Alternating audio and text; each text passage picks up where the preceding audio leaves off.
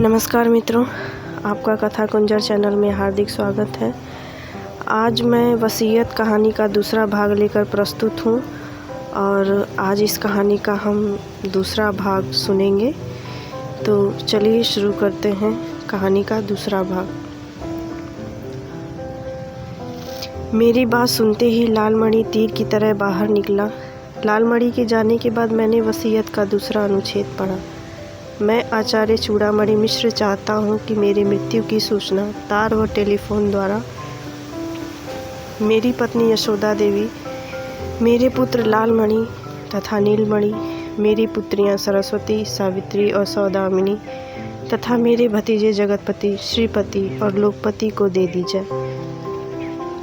अन्य सगे संबंधियों को सूचना देने की कोई आवश्यकता नहीं है। इन समस्त कुटुंब वालों की प्रतीक्षा 12 घंटे से लेकर 24 घंटे तक की जाए। इसके बाद मणिकर्णिका घाट पर मेरे शरीर का दाह संस्कार हो।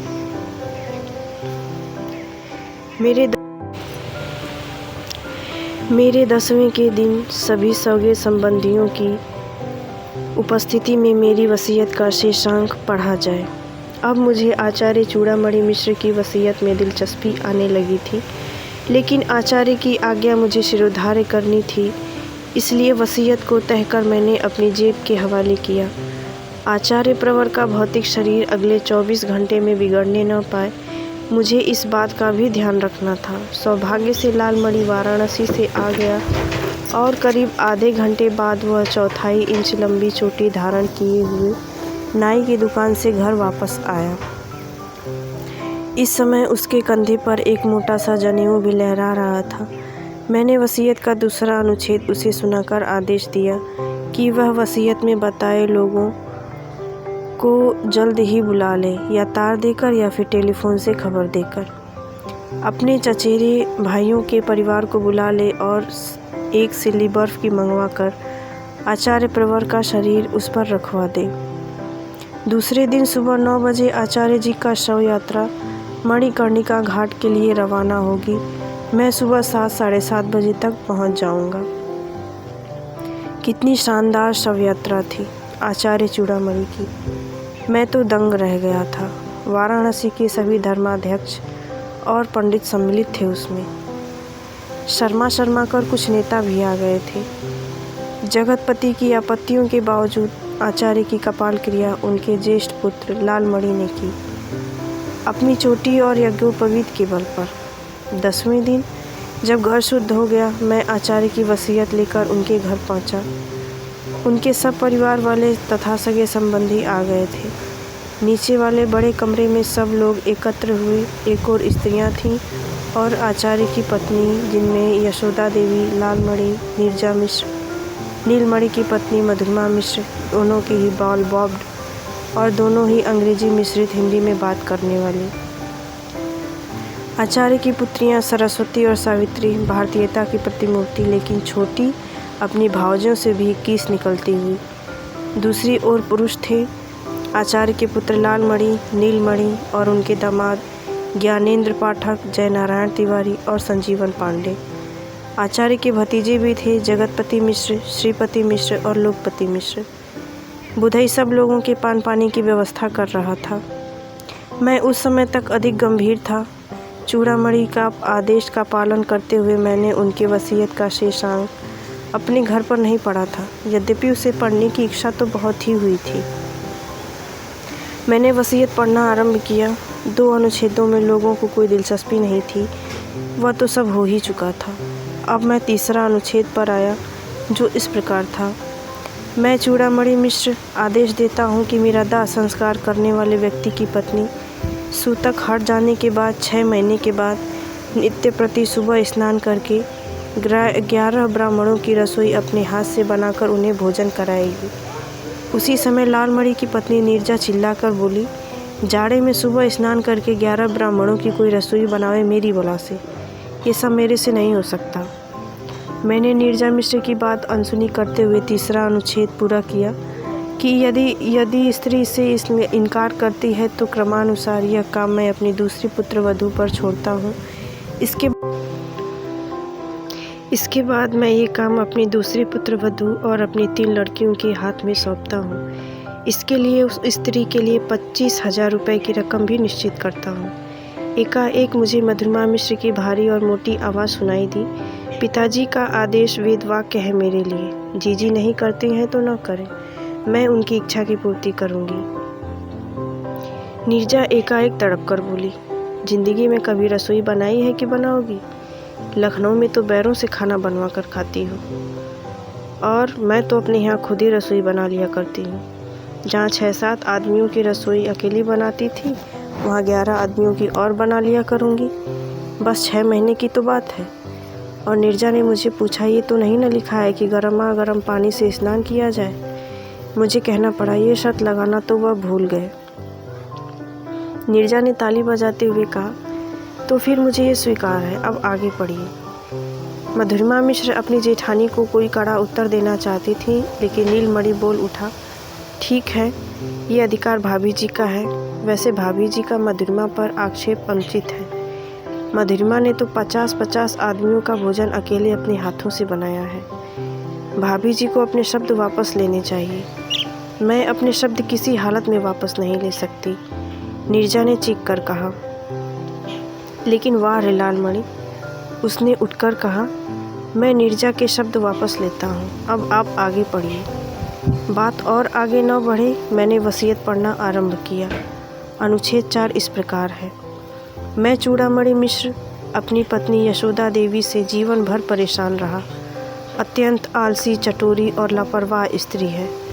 मैंने तो दाल भात और सत्तू खाकर जीवन बिता दिया, लेकिन यह हरामजादी मुझसे छिपाकर प्रायः नित्य ही रबड़ी, मलाई और मिठाई खाती है। तभी यशोदा देवी ने चिल्लाकर कहा, हाय राम, यह सब लिखा है इस बुढ़वे ने? ऐसे खबीस आदमी के पल्ले में पड़ गई। इसे नरक में भी जगह न मिलेगी। घर वालों को सता कर जमा जथा इकट्ठी करता रहा, नाश हो इसका। इसी समय लालमणि और नीलमणि एक साथ अपनी माता को डांटते हुए बोली, अम्मा, पिताजी को गाली मत दो। हाँ जोशी जी, अब आप आगे पढ़िए। मैंने चौथा अनुच्छेद का शेषांक पढ़ा। मेरी मृत्यु के बाद इस राण को मेरे पुत्रों पर निर्भर रहना पड़ेगा, जो अपनी जोरुओं के गुलाम हैं। ये मेरी पुत्र वधुएं इसे भूखों मार देंगी, और इसकी बिगड़ी हुई आदतों के कारण इसे भयानक कष्ट होगा। इसीलिए मैं यशोदा के नाम 2 लाख रुपए छोड़ता हूँ, जिसके ब्याज पर यह मज़े से जिंदा रह सकती है। मैंने चौथा अनुच्छेद ही समाप्त किया था कि स्त्रियों के कक्ष में एक हंगामा सा खड़ा हो गया। यशोदा देवी हाय लालमणि के पिता कहकर धड़ाम से ज़मीन पर लेट गईं, और अन्य स्त्रियों ने घेर लिया। 10 सेकंड बाद ही उन्होंने रोना आरंभ कर दिया। तुम तो सरग में चले गए लालमन के पिता, हमें इस नरक में छोड़ गए। हमें क्षमा करो, जे हमारे अनजाने हमसे अपराध हो गया है। हाय लालमन के पिता। और उन्होंने अपनी छाती पीटना आरंभ कर दिया। मैंने समस्त साहस बटोरकर कड़े स्वर में कहा, यह सब कारण बाद में कीजिएगा, अभी तो वसीयत पढ़ी जा रही है। और यशोदा देवी की पुत्रियों ने उन्हें ज़बरदस्ती चुप कराया। मैंने 5वां अनुच्छेद पढ़ना आरंभ किया। मैं चूड़ामणि मिश्र अपनी पुत्री सरस्वती के पति ज्ञानेंद्र नाथ पाठक से अत्यधिक खिन्न हूँ। 1 हफ्ता पहले मैंने यह खबर पढ़ी थी कि ज्ञानेंद्र नाथ पाठक के विरुद्ध 5 लाख रुपए के गबन की इंक्वायरी की मांग उठाई गई है असेंबली में। इसका अर्थ यह है कि ये पाठक बेईमान और रिश्वतखोर है। ज्ञानेंद्र नाथ पाठक की ओर सब लोगों की निगाहें उठ गईं, और सहसा पाठक उठ खड़े हुए। ये बूढ़ा हमेशा का बदमिजाज और बदजबान रहा है, मरने के पहले पागल भी हो गया था। और उन्होंने अपनी पत्नी सरस्वती को आज्ञा दी, चलो, इस घर में मेरा दम घुट रहा है, एकदम चलो। सरस्वती भी उठ खड़ी हुई, लेकिन सावित्री और सौदामिनी ने सरस्वती का हाथ पकड़ लिया। पहले पूरी बात तो सुन लो। दूसरी ओर पुरुषों ने पाठक का हाथ पकड़कर बैठाया। नीलमणि ने मुझसे कहा, हाँ जोशी जी, 5वां अनुच्छेद पूरा कीजिए। मैंने 5वां अनुच्छेद पूरा किया। और अगर ज्ञानेंद्र नाथ पाठक पर इंक्वायरी बैठ गई तो बजह संभव है इसकी नौकरी जाती रहे, इसे शायद सज़ा भी हो जाए। इस सब में इसके पाप की कमाई भी नष्ट हो सकती है। इसीलिए मैं सरस्वती के लिए 1 लाख रुपए छोड़ता हूँ। कमरे में सन्नाटा छा गया। ज्ञानेंद्र नाथ पाठक चुप बैठे छत की ओर देख रहे थे और सरस्वती सुबक रही थी। यशोदा देवी ने सरस्वती के सिर पर हाथ रखते हुए कहा, कोई बात नहीं, इनकी तो आदत ही ऐसी थी। मैंने अब वसीयत का छठा अनुच्छेद पढ़ा। मैं चूड़ामणि मिश्र अपनी दूसरी लड़की सावित्री से संतुष्ट रहा हूँ। अत्यंत सुशील और विनम्र रही है यह। भगवान की भी इस पर कृपा है। इसके पति जयनारायण तिवारी का ऊंचा कारोबार है। आटे की मिल, तेल की मिल और अब वह शक्कर की मिल भी खोल रहा है। सावित्री और जयनारायण को मेरे सतत आशीर्वाद। और मैं चुप हो गया। तभी मुझे जयनारायण की आवाज़ सुनाई दी, वसीयत के अनुसार हमें भी कुछ मिलेगा या नहीं? यह तो उन्होंने नहीं लिखा। छठा अनुच्छेद समाप्त हो गया। केवल आशीर्वाद ही दिया है उन्होंने। और अब सावित्री ने रो रो कर कहना आरंभ किया, पिताजी हमेशा हम लोगों से जलते रहे, हमारी संपन्नता का बखान करते रहे। उन्हें क्या पता कि इस साल हमें 2 लाख रुपए का घाटा हुआ है। जयनारायण तिवारी ने सावित्री को डांटा, क्यों घर का कच्चा चिट्ठा खोल रही हो? घाटा हुआ है तो हमें, कोई हरामजादा इस घाटे को पूरा कर देगा। कर्नल संजीवन पांडे ने कड़े स्वर में कहा, तिवारी जी, गाली वाली देना हो तो अपने घर मजदूरों और मातहतों को देना, यहाँ दोगे तो मुंह तोड़ दिया जाएगा। मैंने सब लोगों से हाथ जोड़कर विनयपूर्वक कहा, पहले वसीयत समाप्त हो जाए तब आपस में लड़िए झगड़िए। काफ़ी चाव चाव के बाद सब लोग शांत हुए। मैंने अब 7वां अनुच्छेद पढ़ा। मैं चूड़ामणि मिश्र अपनी छोटी लड़की सौदामिनी का मुंह नहीं देखना चाहता। यह मेरे नाम को कलंकित कर रही है। बाल कटे हुए, अंग्रेजी में बात करती है। मुझे बताया गया है कि यह कभी कभी सिगरेट और शराब भी पी लेती है।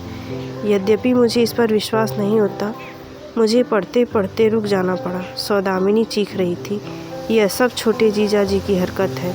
वह हमेशा पिताजी के कान भरते रहे, तभी पिताजी ने मुझे कभी अपने यहाँ नहीं बुलाया। उसी समय मुझे सावित्री की चीख सुनाई दी, अरे उन्हें बचाओ, वह संजीवन उनकी जान ले लेगा। अब मैंने पुरुषों की गैलरी की ओर देखा और मेरी आंखों को विश्वास नहीं हुआ। कर्नल संजीवन पांडे जयनारायण तिवारी का गला पकड़े थे और कह रहे थे, क्यों बे सुअर के बच्चे, हमारे यहाँ स्कॉच विस्की मंगाता है और पीछे चुगली करता है। और जयनारायण तिवारी गों गों की आवाज़ कर रहे थे। ज्ञानेंद्र नाथ पाठक और नीलमणि ने बड़ी मुश्किल से जयनारायण तिवारी को संजीवन के पंजे से छुड़ाया। मैंने कहा, आप लोगों को इस पवित्र अवसर पर इस तरह लड़ना झगड़ना शोभा नहीं देता।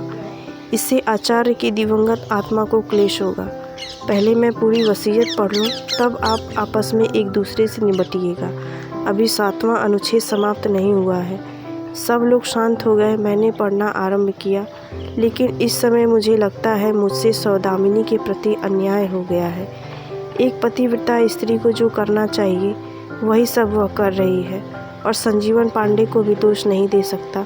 फ़ौज में बड़ा अफसर है, चीन की फ़ौज से लड़ा, पाकिस्तान की फ़ौज से लड़ा और सौभाग्य से जीवित बचा हुआ है, लेकिन मृत्यु की छाया उसके सिर पर मंडराती ही रहती है।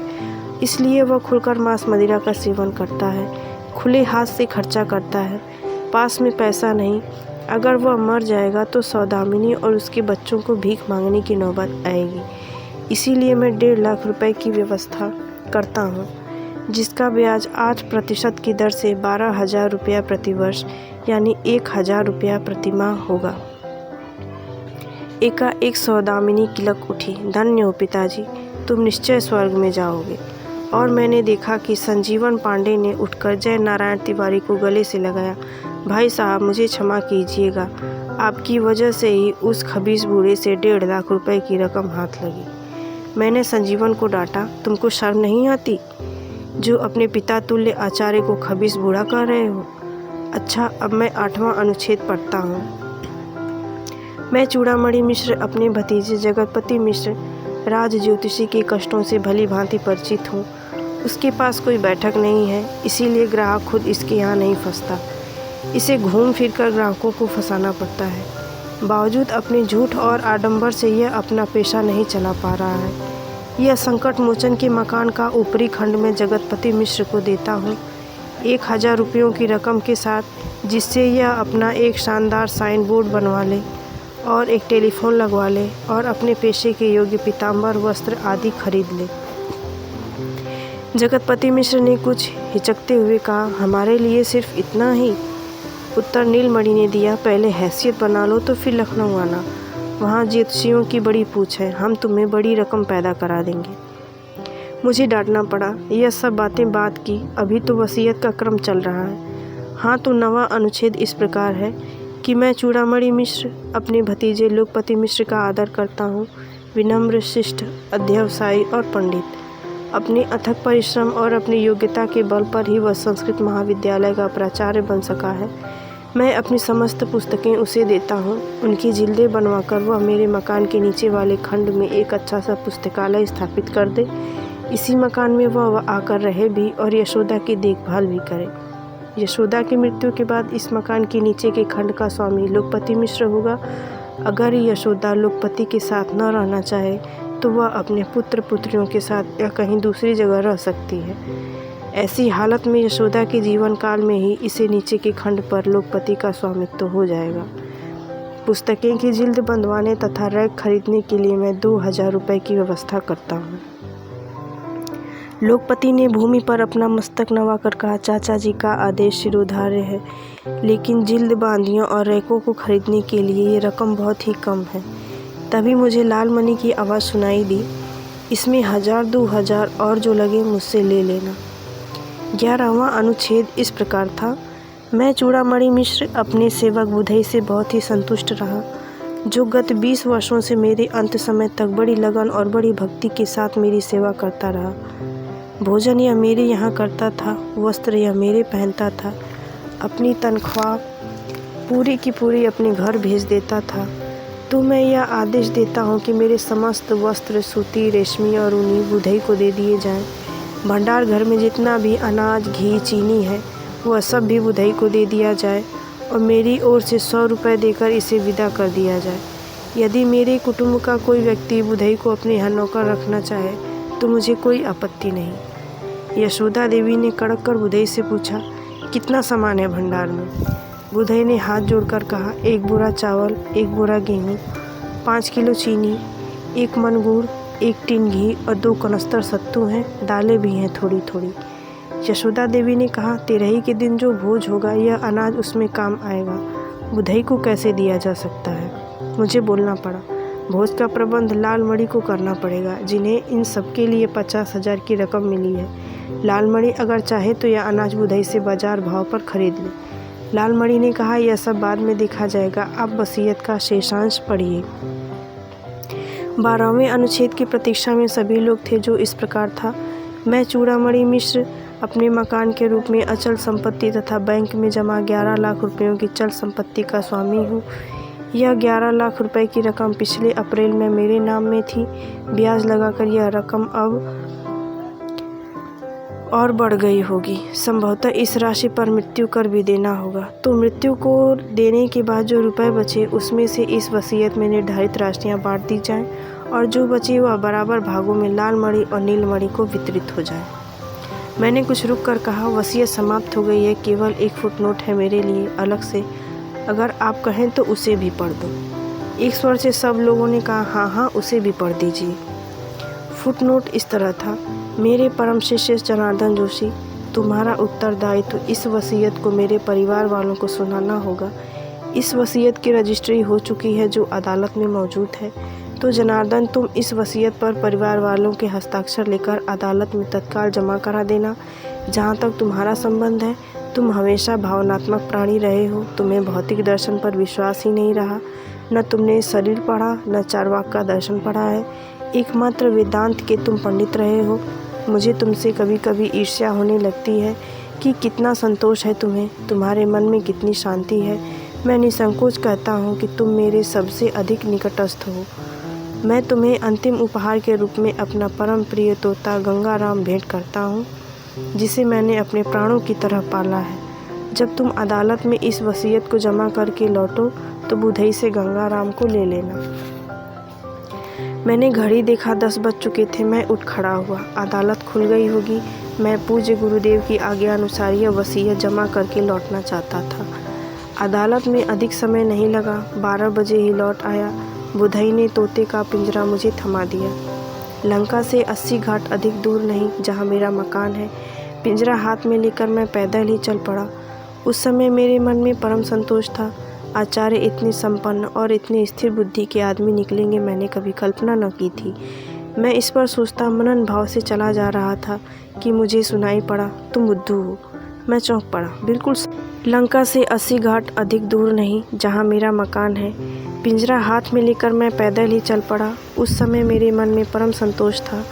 आचार्य इतने संपन्न और इतने स्थिर बुद्धि के आदमी होंगे मैंने कभी कल्पना न की थी। मैं इस पर सोचता मनन भाव से चला जा रहा था कि मुझे सुनाई पड़ा, तुम बुद्धू हो। मैं चौंक पड़ा। बिल्कुल साफ आवाज़। मैंने अनुभव किया कि यह आवाज़ तो तोते के पिंजरे से आई थी। इस आवाज़ को सुनकर मेरे विचारों ने पलटा खाया। आचार्य ने लाखों रुपए उन लोगों को बांट दिए जिनसे यह बहुत ही नाराज़ थे, जिन्हें वो गालियाँ देते थे, लेकिन मेरे लिए उन्होंने एक पैसे की भी व्यवस्था नहीं की। अब मुझे आचार्य चूड़ामणि पर कुछ झुंझलाहट होने लगी। मैं झुंझलाहट के मूड में तेज़ी से डग बढ़ाकर चलने लगा। तभी मुझे पिंजरे से आवाज़ सुनाई पड़ी, मैं पंडित हूँ। बड़ी साफ आवाज़, जैसे आचार्य चूड़ामणि स्वयं बोल रहे हों। तो आचार्य एक मूल्यवान उपहार मुझे दे गए हैं। 80 घाट सामने दिख रहा था। मुझे फिर आवाज़ सुनाई पड़ी, तुम बुद्धू हो। आसपास के लोग मुझे और मेरे हाथ वाले पिंजरे को देख रहे थे। मुझे लगा कि आचार्य चूड़ामणि अपनी वसीयत में मुझे ठेंगा दिखाकर मेरा उपहास कर रहे हैं। मेरा अंदर वाला वेदांत न जाने कहाँ गायब हो गया। मैं तेज़ी से अपने घर की ओर न मुड़कर गंगा जी की ओर चलने लगा। तभी पिंजरे से सुनाई पड़ा, मैं पंडित हूँ। सामने गंगा जी लहरा रही थी। मैंने आचमन करते हुए आचार्य से कहा कि हाँ आचार्य, तुम पंडित थे, इससे कोई इनकार नहीं कर सकता। तुम्हारी आत्मा को शांति मिले। और मैं अपने घर की ओर चलने को उद्यत ही हुआ कि गंगाराम बोल उठा, तुम बुद्धू हो। जैसे सिर से पैर तक आग लग गई हो मेरे। मैंने पिंजरे की खिड़की खोलते हुए कहा, मैं बुद्धू हूँ, यह मानने से मैं इनकार करता हूँ। हे गंगाराम, मैं तुम्हें मुक्त करता हूँ। मेरे कहने के साथ ही गंगाराम पिंजरे से उड़ गया और घाट पर खाली पिंजरा छोड़कर मैं घर की ओर चल दिया। तो मित्रों, इस प्रकार इस कहानी का समापन होता है और इसके साथ ही ये वसीयत कहानी पूरी हुई। आगे की कहानी के लिए इस चैनल पर बने रहें। मित्रों, इस कहानी में एक मैसेज था कि जो हमारे अंदर का स्वार्थ होता है, लालच होता है, चाहे हम कितना ही संतोष कर लें, लेकिन कभी न कभी वो जागृत हो ही जाता है।